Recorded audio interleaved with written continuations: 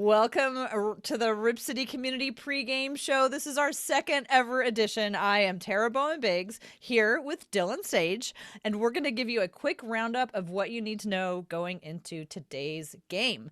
Dillon, you want to start us off with the injury reports? Okay. For the Blazers, there is Yusuf Nurkic will be out, and I believe Harry Giles is also out. And honestly, we're recording so early, so we don't know if CJ is going to be out, but him recovering from a lower body injury and then playing a back-to-back seems kind of, I don't know. I don't think that will be a move that we do to put him into so much action just after a real injury. And then, oh yeah, I forgot Zach Collins as well is out. So it sounds Uh, like you wouldn't be surprised if we find out shortly before the game, because we're like a few hours out right now, yeah, if we so find like out CJ might not be playing tonight. there's a 6 o'clock injury report, and if he's starting, then there's no need to worry about it. But if he's not starting, I think that is an indication that they aren't going to play him. Mm-hmm. And if you do fantasy sports like I do, that's the type of indicator that you're looking for is he in the starting five? And I mean, he's playing limited minutes, so I don't know. I don't want to risk CJ McCollum now. On the Dallas Mavericks side, Willie Cauley-Stein is out, Dorian Finney-Smith is out, James Johnson is out, and the rookie Tyrell Terry is also out. I think the Willie Cauley-Stein and Dorian Finney-Smith actually are pretty impactful for the Dallas Mavericks. It puts Maxey as the starting center and will get the lion's share of the minutes. And Dorian Finney-Smith being out boosts Tim Hardaway Jr.'s minutes. In the last game, he played over 35 minutes, so it could be a lot of THJ for the Blazers to defend, and he's always willing to shoot. Yeah, it feels to me like every time they play Dallas, that the Trailblazers are always fighting off Willie Cauley-Stein, and I don't know if he just like plays like LeBron James against the Trailblazers, or if it's just my imagination. But I have to admit, I was pretty excited when I saw him on the. Not that I'm excited that he's not playing, because we want everybody to be healthy and playing, but for the Trailblazers, like that's one less person to have to plan for, I guess. Absolutely, and he's so athletic. I mean, he was a 5-star football player before he became a Kentucky Wildcat. So he has this wiggle to his game that's hard to defend for someone who's played basketball for so long. So Willie Cauley-Stein against Ennis Cantor would have been a really bad matchup. And then since we don't have the starting lineups, are they going to go small and put Kristaps at the 5, or are they going to put Maxi Kleber at the 5 and go more of a traditional type of game? So Maxi Kleber, you think if he's in the 5 spot, then that will put Porzingis. I mean, do they just kind of like share, or are they a team that plays more like this is your role tonight, you're going to be playing that? It's more of a if we want to be a traditional team that's bigger, or if we want to roll the dice and let Kristaps be the 5, since he is center size. It's just you don't really want Kristaps to anchor your defense because he's recovering from all these injuries and he's not as fluid as he once was. I mean, that's why Willie Cauley-Stein was such a nice player for him. He was so willing to be that athletic guy to defend everything. And now Maxi Kleber isn't really exactly that, but if Kleber's in, I think that Ennis is going to be a really nice matchup for him because Kleber's not going to blow by you. So I really hope they go big just for Ennis's sake, because I don't want to have to deal with Ennis just getting burned by Kristaps the entire game. Yeah, that would be. It would also just be nice to have a game where Ennis didn't have to play twice as hard for more minutes than he ever intended. Yeah, it's crazy. I mean, he's playing so damn well. Like in matchups where teams aren't shooting the lights out and we're forced to take him out of the game, he's making an impact. That New Orleans game, he was in the paint, stopping Zion, stopping Brandon Ingram, building the wall around the basket. Ennis Cantor has been playing fantastic. Absolutely. I felt like there was a pretty big difference from him between the first Pelicans game and the second Pelicans game. I felt like he struggled in the first one, but the second one I felt like he really made an impact. He was everywhere. Like I was in a tournament and I had Zion Williamson and I was in 7th place. Because of Ennis Cantor, I was not in 7th place in that tournament afterwards. So, Ennis was a humongous factor in that last game. Yeah, he sure was. Well, let's talk about Dallas for a minute. They've been sort of a tale of two teams this season. They got off to a rocky start and they were 6-13 through February 1st, but then they turned it around and since then they're now 13-6. So, what has changed for them? Well, I think at the start of the year that they were dealing with a lot of injuries and COVID related absences. And now the team is finally getting to play with one another. And, you know, as we know as Blazer fans, playing with less players, less skilled players is going to negatively affect the win loss. So I think that as they've gotten healthier and healthier, they've been playing better and better. Mhm. Um, and Josh Richardson and Tim Hardaway Jr. Are stepping up a lot in the scoring wise as well. But I think if they, if we could turn injuries off, I mean, it would help a lot of teams, but I think it would have helped Dallas a lot this year. Especially right out of the gate. Yeah, for Yeah. sure. Well, the last time that these two teams played each other was on Valentine's Day, and the Trailblazers love their fans because they were able to skedaddle out of there with a win just barely. It was 121-118 to the Blazers. The Blazers put up 45 points in the third quarter, but then only 18 in the fourth. Did I say it was 45 in the third quarter and 18 points in the fourth? In any case, how did the Blazers escape with that win on Valentine's Day? I believe Luka got wide open for a potential game winner and just missed it. I think that's how we got away with that win. I mean, both teams played a very fast pace, so a lot of baskets, more possessions for Luka and Dame to do their thing. Um, both teams aren't particularly good at defense, so it's going to be a fast-paced, high-scoring game. I mean, whoever plays defense first is probably going to win. I mean, I am very excited to see the matchup between two potential MVP candidates and Luka Doncic and Dame Lillard. How did you see the Blazers playing against Luka and Porzingis specifically during that game? It's it's really hard to defend those two because of how tall they are. I mean, Luka's 6'7", 6'8", Kristaps 7'3". It's hard for us to match up with that because we don't have that body type or that height on this team. So I kind of expect them to run wild, and I'm trying to remember. I believe Kristaps had an okay game. I was expecting a much more explosive game, and the Blazers did a good job of building the wall around the basket and forcing him to take shots that he wasn't really familiar with. I think that Luka and Kristaps will always be able to produce.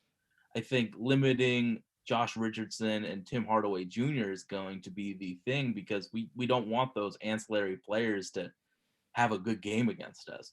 We want to keep them just shooting bad shots and missing. If those buckets go down, it's going to be scary. And I know Trey Burke is a noted Blazer killer as well, so they've got a lot of history of going nuclear against us. Well, how does Dallas like to score? I mean, Luka Doncic is their end all be all, kind of like Dame. He likes to get in the middle, and once the defense collapses on him, he's going to kick it to the right player. I mean, it's a very similar scheme as what we do. Our superstar guard tries to initiate offense, create dribble advantage against the opponent, and once the advantage happens, they're either going to take it to the rack or pass it to the open man. And Luka Doncic is one of the best scorers in the league. I mean, he's not really that much of a shooter. He shoots a lot, so people think he's a good shooter. But if we can get him to shooting threes, that would be better than him getting to the line and then, getting everybody involved with the creation. Hmm. So, of the other Dallas players not named Luka or Kristaps Porzingis, who do you find interesting to watch? Who are you going to have your eye on tonight? I love the confidence of a Tim Hardaway Jr. It's just, there's those players that have that confidence where it's like irresponsible for you to let them get hot because once they get hot, it's over for the team. So Tim Hardaway Jr. is one of those guys that absolutely has a ceiling, can really just dominate a game with his shooting and scoring. I mean, he's the third guy that scares me. There's not many other guys on that team that can create their own shot as well. THJ absolutely can. Mhm. So if Tim Hardaway Jr. gets his toe in the door, he might force his way all the way in and be Yeah, really somebody to contend with for the whole game. you know, Yeah. those six men that once they get hot, they're hot. Former Hornets player, current Blazers assistant head coach Nero Pargo is the lightning rod, just like a THJ. Hmm. I let's turn to the Blazers now. The Blazers on Thursday night against the Pelicans only had 11 assists, but they somehow still managed a pretty solid win over New Orleans and held them to only 93 points. So, was there anything in the story of that game that you think might continue for tonight's matchup?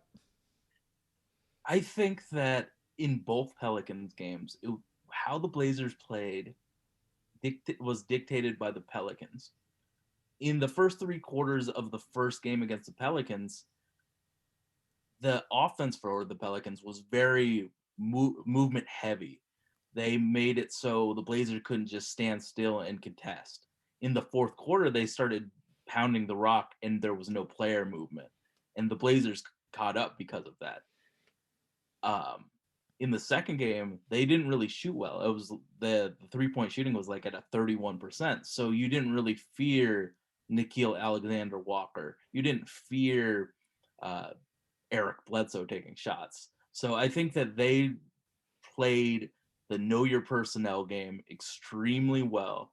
So hopefully in this game, they'll play the know your personnel game and, you know, when non-shooters are in, you invite them to take those 3-point shots. You don't want great shooters shooting the ball. You want bad shooters shooting the ball. So that I think with the past two games and how the Blazers have stepped up defensively, I think it's just realizing who's on the floor and defending when the person needs to be defended on that shot and not defending when some non-shooters in. Can you talk a little bit more about what you saw when you say that you saw them step it up defensively in the second game? Well, because of the lack of shooting of the Pelicans, Ennis didn't have to move as much. So he would defend the pick and roll, run back to his guy, and then the helper that helped Ennis would go back. And there was no real attack from the Pelicans because they weren't shooting. So when the inevitable Zion drive happened, there was multiple guys building that wall around the basket, so Zion couldn't get his dunks as often. So that's how you stop the Pelicans is pack the paint. And since that second game they weren't shooting well, they just packed the paint and made Zion have to score over two or three guys. I thought Robert Covington had a really nice game last night. I thought it looked like he was and has for quite a while really anchored the defense and kind of captained that and been sort of like the steady person who knows where they're supposed to go. It's interesting what you say about playing their personnel like not like it's like in the second night of a back to back after that really first game, I Mm-hmm. was afraid that, you know, I don't know. I thought the Pelicans were going to come out raging mad because they gave up that lead. So I was a little bit scared about that, but it looks like the Blazers were the ones that went and looked and saw what happened. I also think they went through walkthrough and all practice holding up their arms because they were really paying attention to holding up their arms last night. But you know Yeah, what? It's details, right? absolutely. As we're learning from the first 2 days of March Madness, 3-point shooting creates a lot of spacing. And when the Pelicans couldn't hit, the spacing goes bye-bye. Yeah. So, Well, the last thing that I have for us to talk about tonight before we go is Damian Lillard's name has now been in the national media a lot lately because of his stellar play, of course, especially in clutch, and it's really put him into like the MVP conversation. I mean, people are having conversations about Damian Lillard being the MVP. And of course, Luka has been in this conversation for a while. So I'm just interested in what you think of these guys as MVP candidates, and what do they need to do to continue to both be in the conversation? I think that they have to continue being that end all be all for their team, and they have to lead the team for victories. I think Damian right now is higher on the MVP uh, leaderboard because of the Blazers winning ways this year. If the Mavericks continue to play at this level and Luka, keeps killing it, then there can be a conversation. But I think Dame right now is easily top three since JoJo got hurt. It's Joker, it's LeBron, and it's Dame in any order you really want to say it. I think all three are very deserving of that MVP award. So, I mean, we're watching some of the best creators play basketball. This is going to be an exciting 2-game series between these two teams, and I really hope that we can see what they do the first game and are able to adjust. I think adjustments is going to be a huge thing in this 2-game series. Yeah, I think it's interesting going to be to see these two MVP candidates going up against each other, and I think Damian is, consciously or not, adding to his case with his incredible post game interviews that he's Mm-hmm. been doing lately. Everybody is impressed with not just his play, but now with what he says afterwards. And I mean, even though people try to pretend it's not, I mean, come on, narrative is so important to MVP. I mean, that was why they were like ready to hand it. Like, I assumed that they were just going to hand it to Luka at the end of this year unless something else happened because of the buildup from last year. Like, I knew he wasn't going to get it last year because for some reason they decided to hand it to Giannis. And this year, I fear that I think that they may have decided to hand it to Luka, but I don't know. I don't know Well, you got to anymore. think about that narrative for the Blazers. CJ and Nurkic and Harry and all of these players have been injured for so long, and Dame had led them to victories. That narrative is real and it's legitimate.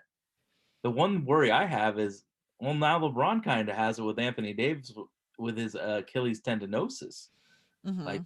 now he has that narrative of a top 5 player has been out of the rotation and he's decided he's going to carry them to the highest of heights. But I mean, Dame's had it first, and I don't know. Like, LeBron says he wants it, but sometimes it looks like he doesn't want it. Dame, because of how our team is built, has to be that star every game, or we're going to lose. Yeah. I feel like also Dame is going at it from sort of an everyman's kind Mm-hmm. of angle, in that, like, we're talking about like being disrespect or not being respected from middle school to high school to college, and always had to work and always had to like earn it.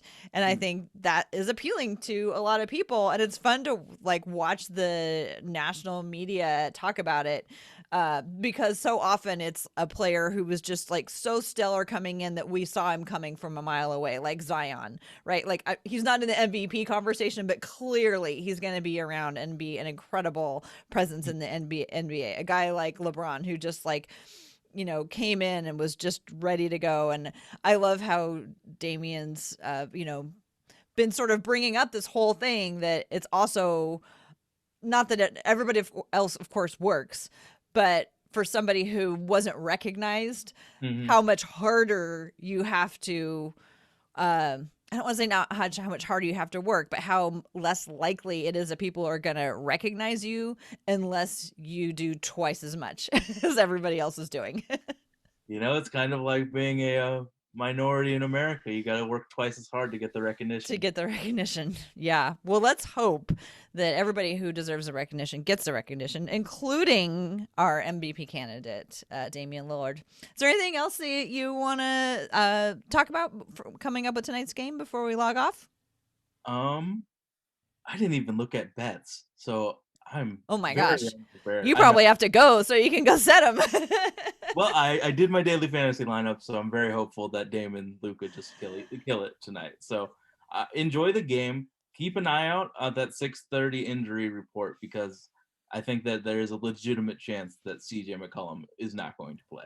Yeah, or maybe Derek Jones Jr. gets a game off. Oh my god, poor guy. It was brutal. That was unbelievably brutal. I just hope he had an ice pack on the sideline. That's all I was thinking. Well, Sage, it's been great talking to you. You want to tell folks how they can find you? Yeah, I have a podcast called The Holy Backboard. You can check us out on iTunes, Google Play, Stitcher, all the sites. Um, Follow me on Twitter at Desage. I believe my avatar is a happy panda wearing a Blazers hat, so I'm very easy to find. And I'm now a Twitch affiliate, so check me out on twitch.tv/Desage. Right on. And I can be found on Twitter at TCB Biggs. And you can catch me on two different podcasts. One is We Have a Take, and the other one is called Step Back Sisterhood. Thanks, everyone, for listening, and we'll catch you next time.